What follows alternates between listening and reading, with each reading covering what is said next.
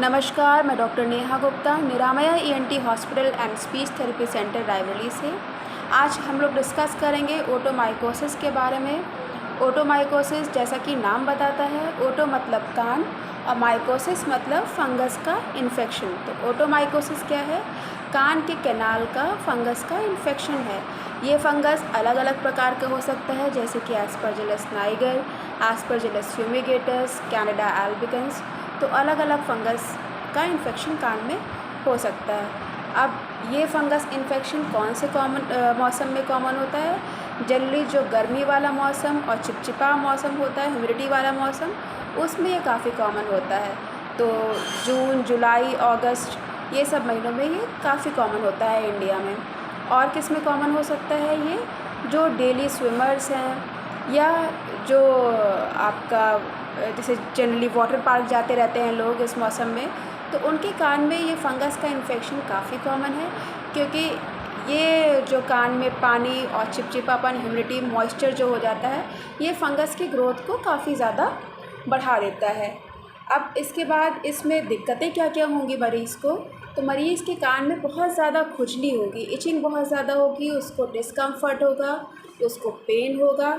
Pen mild से लेके moderate और सीवियर तक भी हो सकता है। साथ ही में उसको सुनने में थोड़ी बहुत कमी आएगी, क्योंकि कान में काफ़ी मवाद और पस भर जाएगा।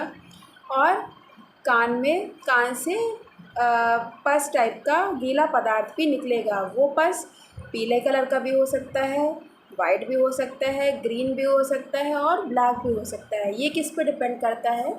ये डिपेंड करता है कि आपके कान में कौन से प्रकार के फंगस ने इन्फेक्शन किया है। और साथ ही में आपको कान में भारीपन भी लगेगा। तो इन सब जब कंडीशंस हैं, आपके कान में ये सब दिक्कतें हैं, तो आपको क्या करना है? आपको एक सबसे पहले डॉक्टर के पास जाना है, ना ही अपना इलाज उसमें खुद करना है। आपको अपने कान में कोई भी ईयरबड खुद से नहीं डालना है, ना ही कान में कोई ड्रॉप डालनी है और ना ही कान में तेल डालना है, क्योंकि ये सब चीज़ें आपके कान के इन्फेक्शन को और ज़्यादा बढ़ा देंगी। तो आपको अपने पास के जो भी सबसे अच्छे ईएनटी डॉक्टर हों उनके पास जाना है। जब आप वहाँ पर जाएंगे तो वो आपका कान देखेंगे, एग्ज़ामिन करेंगे, एंडोस्कोपी करेंगे। उसमें उनको फंगस साफ साफ दिख जाएगा और वो सबसे पहले कान की सफाई करेंगे। कान की सफाई करने के बाद आपको लगभग 50-60% तक तो आराम तुरंत ही मिल जाएगा, क्योंकि आपके कान के अंदर का सारा फंगस वो सफाई से निकाल देंगे। इसके बाद वो क्या करेंगे? कान की ड्रॉप चलाएंगे कुछ दिनों तक और साथ ही में कंज़र्वेटिव ट्रीटमेंट देंगे। उसके बाद जैसे जैसे आपको डॉक्टर बुलाएं फॉलोअप पे, आपको जाना है, डॉक्टर को दिखाना है। और साथ ही में परहेज़ भी रखना है। परहेज़ क्या है कि कान को हमेशा सूखा रखना है। नहाते समय कान में कॉटन लगा के नहाना है या ईयर प्लग्स लगा के नहाना है।